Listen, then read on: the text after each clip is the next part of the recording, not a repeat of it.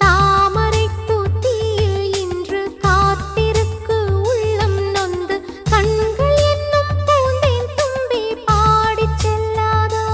அந்த காமனம்பு என்னை சுட்டு பாவை நெஞ்சின் நாணம் சுட்டு மேகலையின் நூலறுக்கும் சேலை பொன் பூவே விண்ணியது தாமரை வண்டு தொடும் நாளிலா பாவை மயில் சாயுதே